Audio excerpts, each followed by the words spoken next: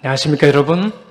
네, 이 귀한 성회에 참석하신 여러분과 또 온라인으로 참석하신 여러분에게 안식일의 축복이 하늘로부터 풍성히 임하기를 진심으로 기원합니다.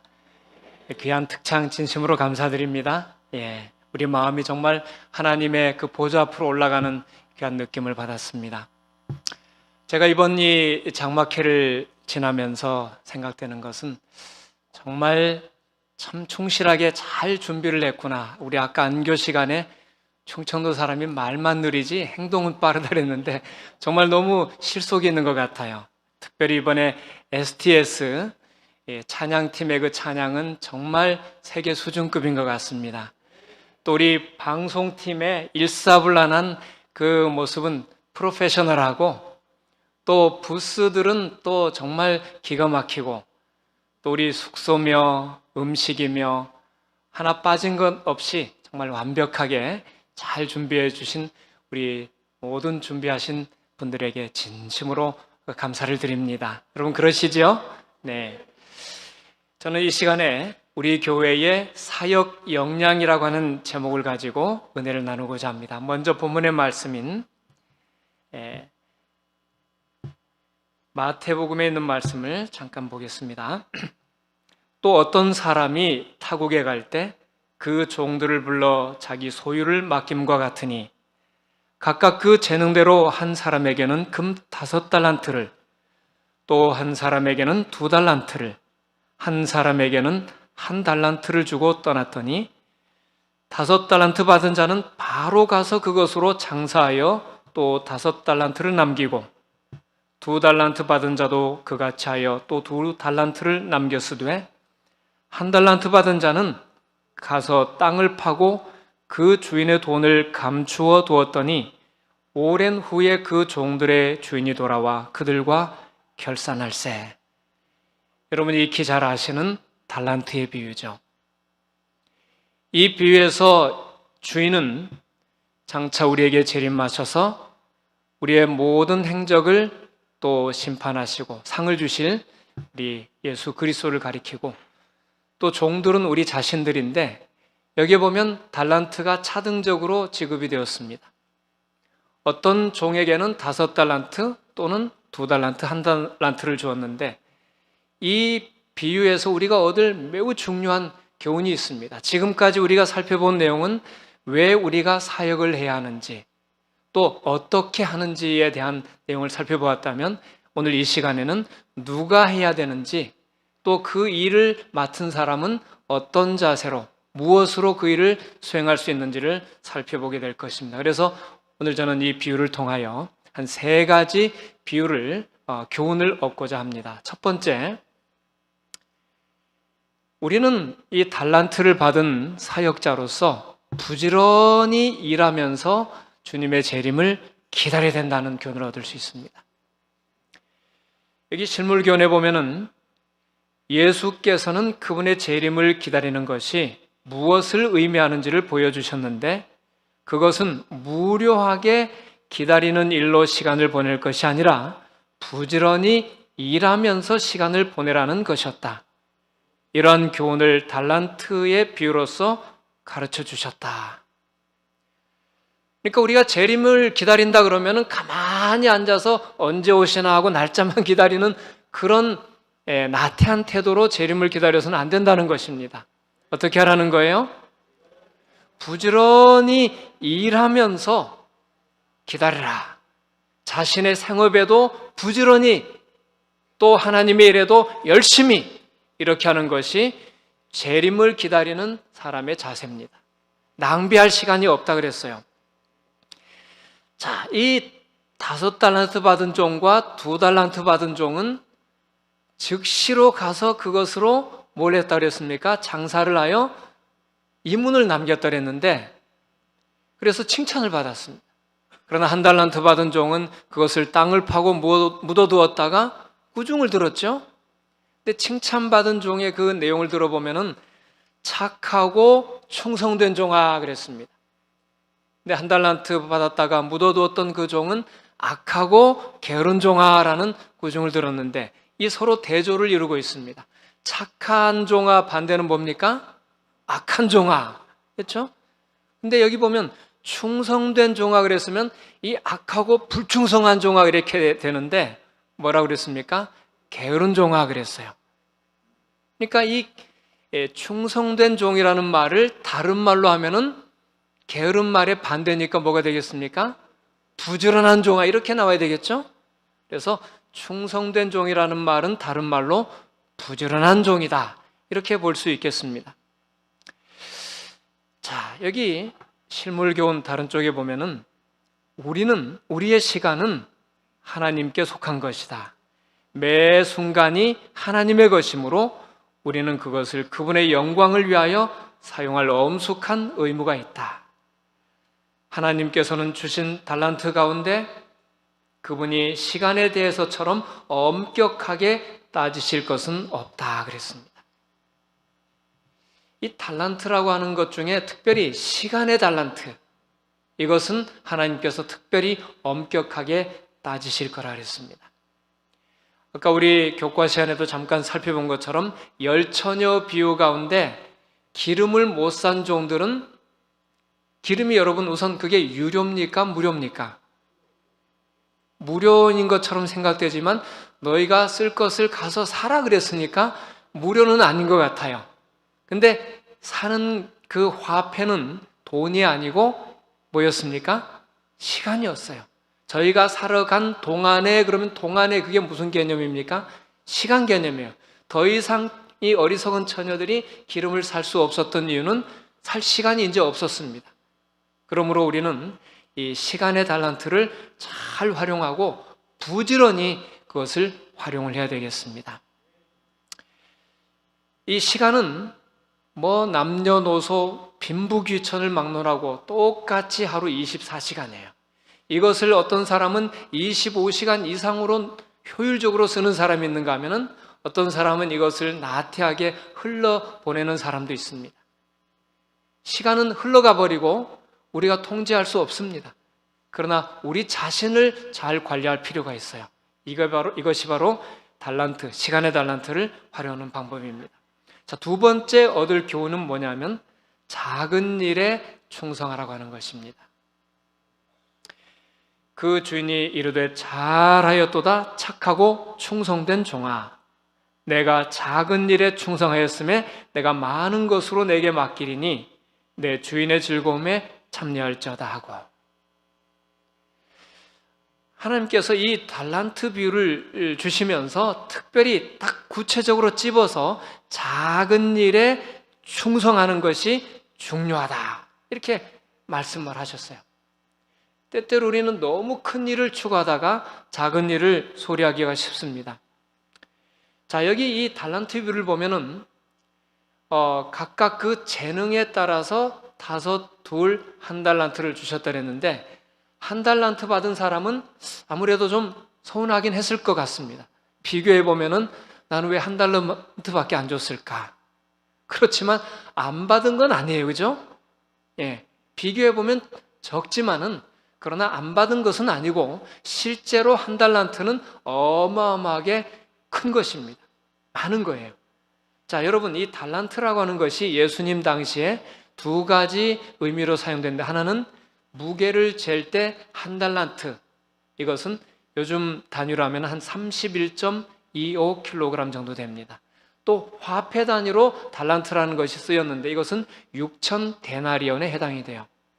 자, 여러분, 이 금, 한 달란트라 그랬으니까 금이에요. 금. 여러분 집에 금이 몇 돈 있는지 모르지만 한 달란트는 31.25kg이니까 여러분 1kg짜리 금괴 하나만 있어도 좋겠습니까? 금괴 한 달란트 시세가 요즘 얼마인가 하고 제가 약간 조사를 해봤더니 한 8천만 원 정도 한다 그래요. 1kg짜리 금괴 하나가. 그럼 이게 지금 몇 개 있습니까? 한 달란트면은 31개가 있어요. 많습니까? 적습니까? 엄청나게 많죠.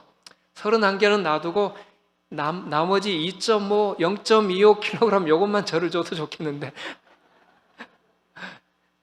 예, 많아요. 그 다음에 이 화폐 단위로 했을 때는 6천 데나리온이라 그랬으니까 아시는 대로 한 데나리온은 장정의 하루 품삯입니다. 그러니까 이 중에 6천 데나리온을 벌려면은 1년 365일 일을 못 하잖아요. 안식일도 지켜야 되고 하니까 300일만 잡더라도 6,000일을 일을 해야 한 달란트를 버니까 300일 잡으면 몇 년을 일을 하면 6천 데나리온을 버나요? 20년. 20년 동안 일을 해가지고 한 푼도 안 쓰고 모아놓으면 이게 몇 달란트예요?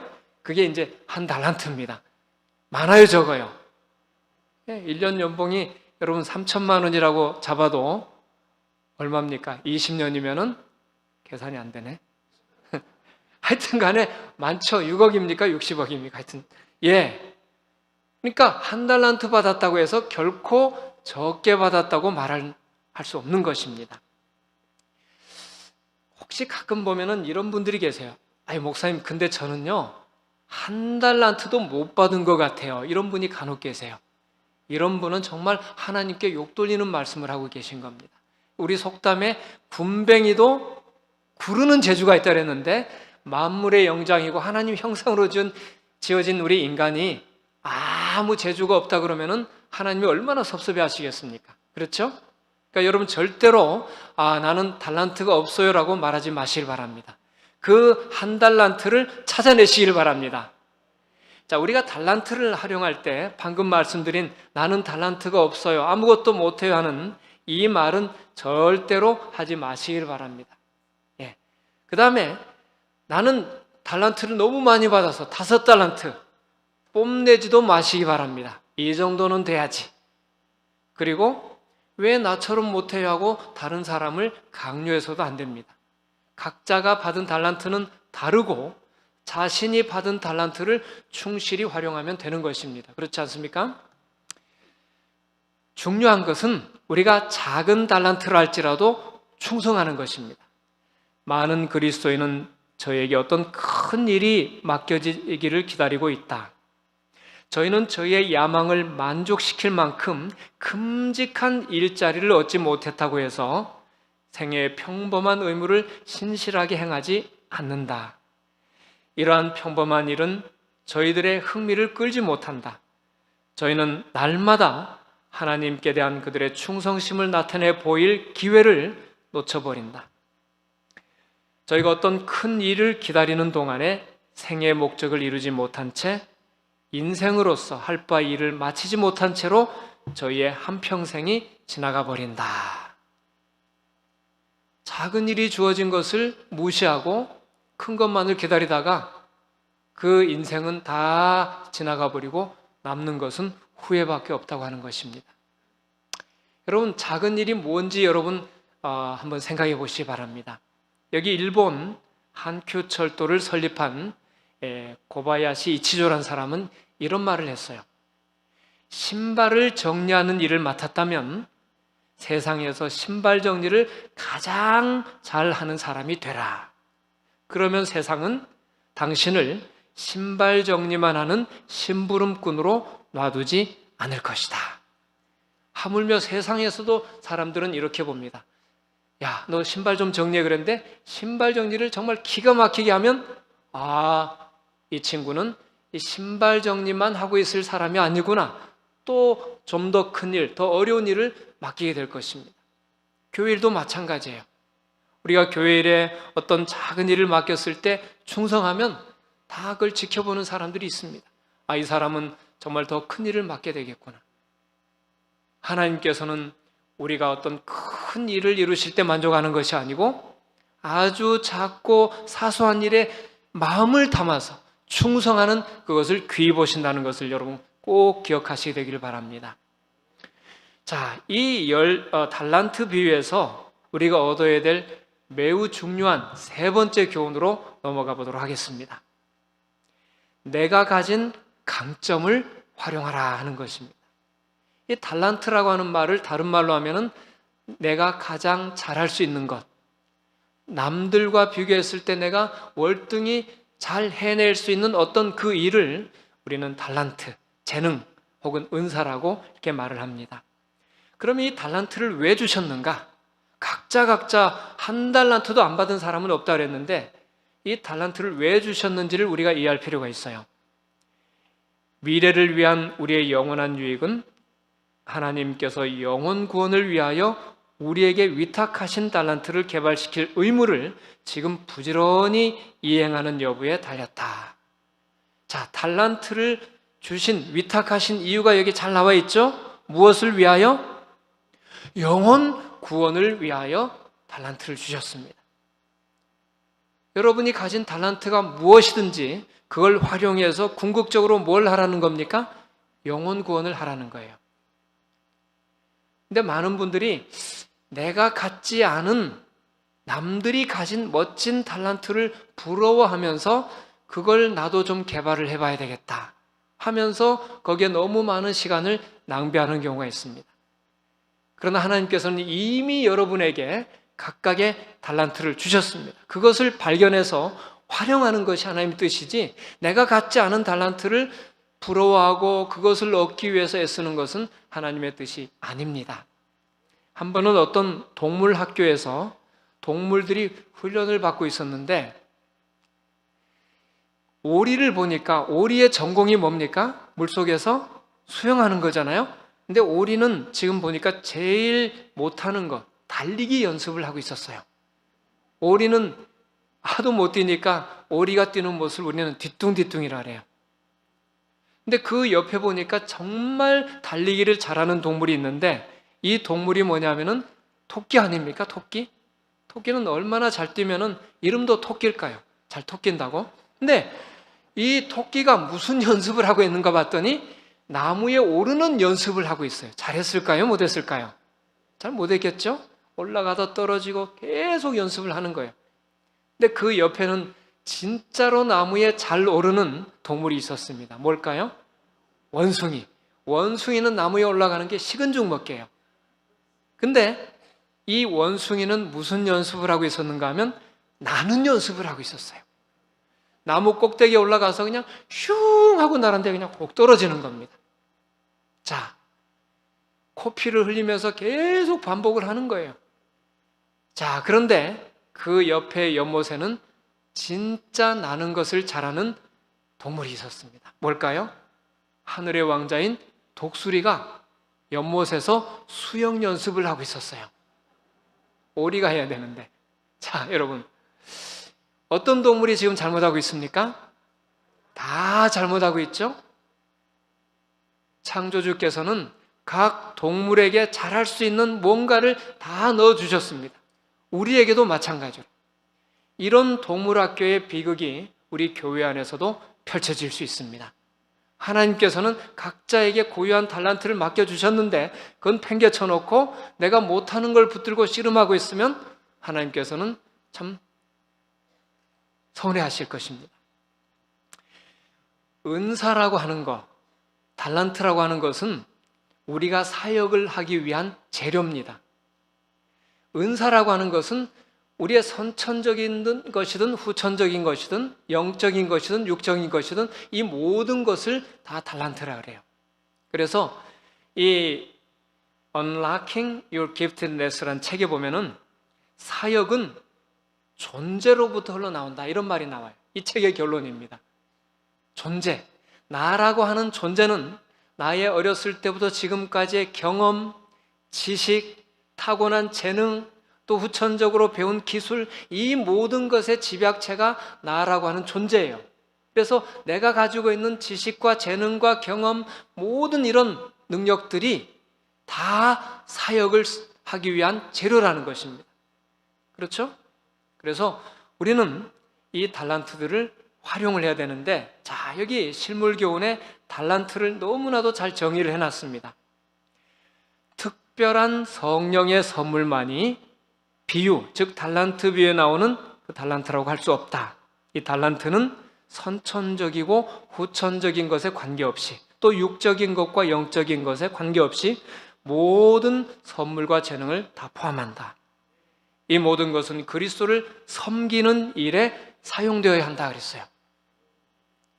자, 여기 선천적이고 후천적인 것, 영적이고 육적인 모든 것을 아우르는 이 달란트, 이걸 좀 도식화해 보면 이렇습니다. 자, 여기 A에 속한 것은 선천적이면서 육적인 것이 여기에 해당이 되겠죠? 자, 어떤 것이 있습니까? 육체적 민첩성, 관계 능력, 인식적 능력이라 그랬어요.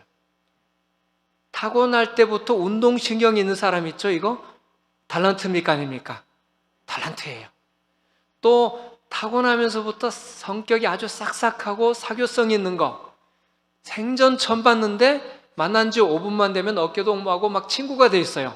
이거 타고납니까? 안 타고납니까? 타고나는 것 같아요. 이거 달란트일까요? 아닐까요? 이거 달란트예요. 머리가 또 좋아요. 인식적 능력, 이것도 달란트입니다. 그 다음에 B에 속하는 것은 뭐냐면은 이거 타고나지는 못했어요.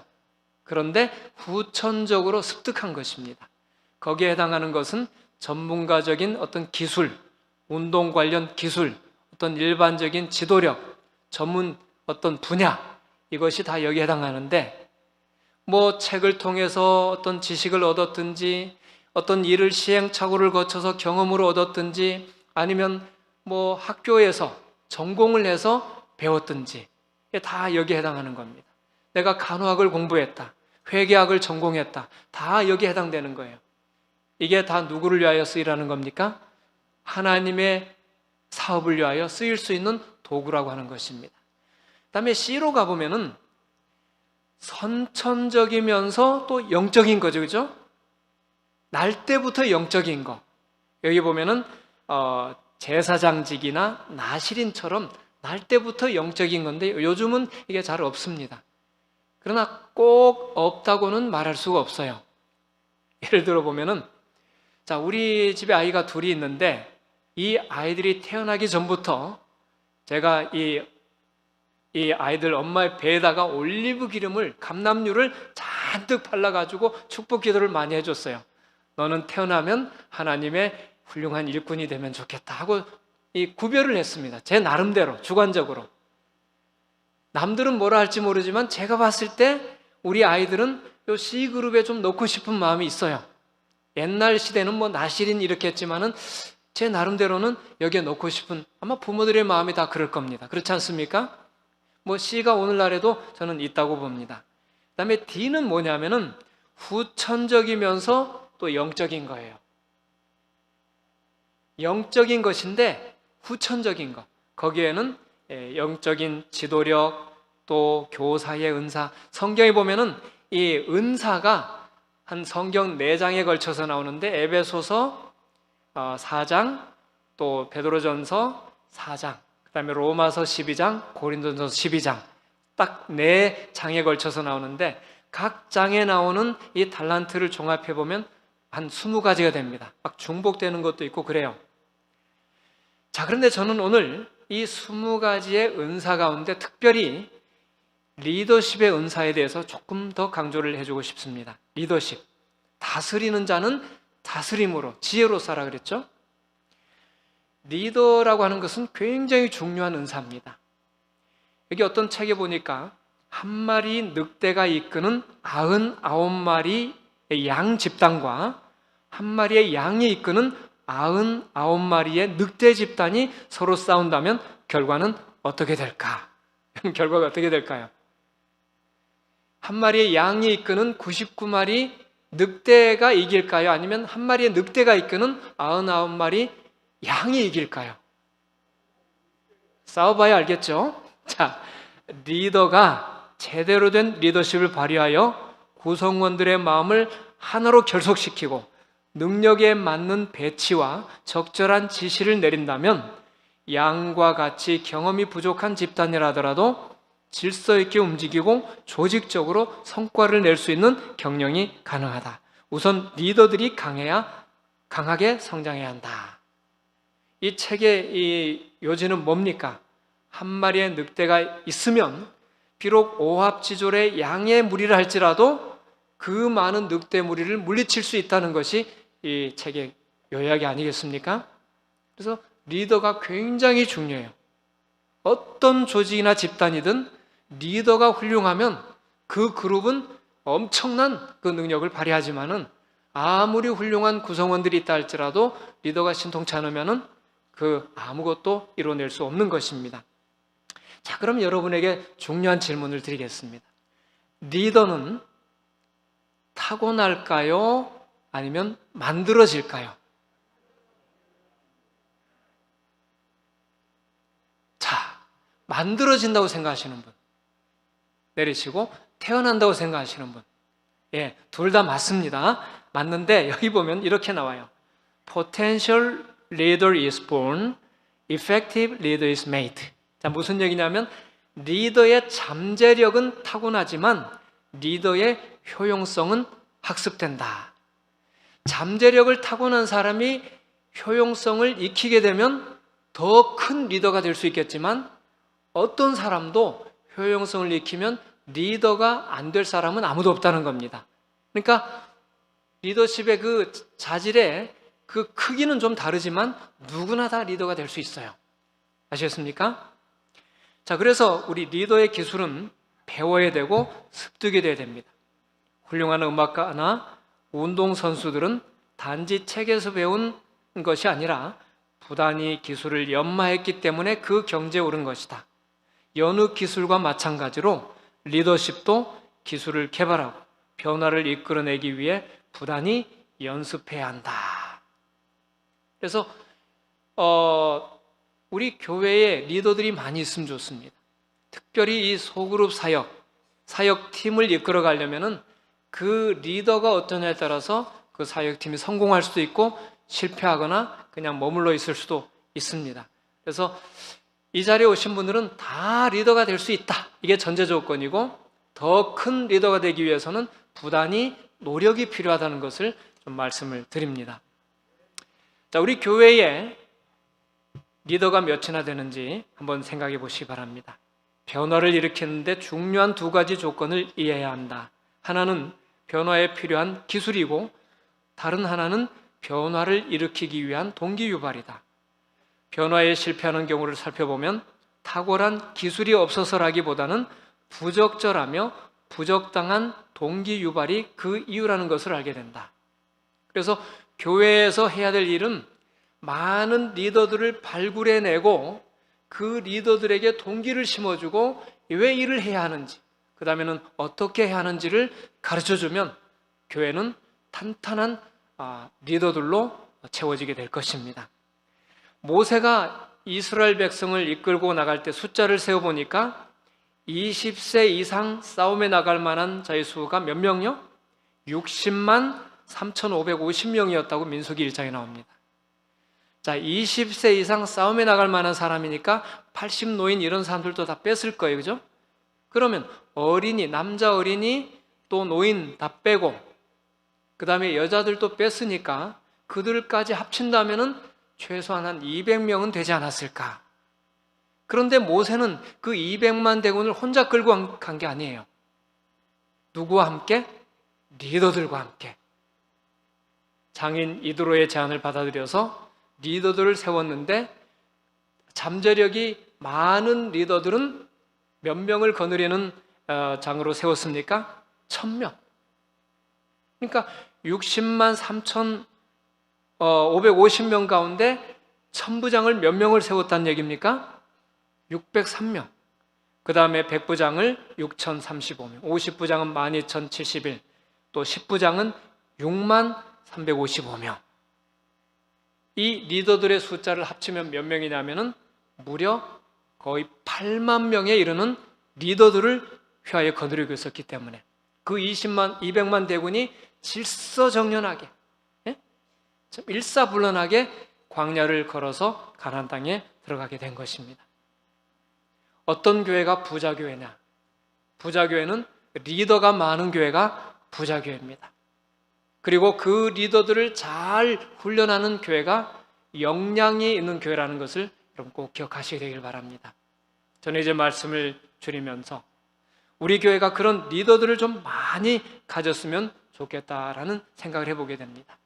여기 한 사진이 있는데, 이 개미들을 이렇게 갖다 놓고 그 다음에 꿀물에다가 이 물감을 섞어가지고 이렇게 놔뒀어요. 그랬더니 어떻게 됐습니까? 개미들이 와서 꿀을 먹는데 그 꿀이 몸으로 이렇게 들어가면서 몸 색깔이 이렇게 변하죠, 그죠? 예.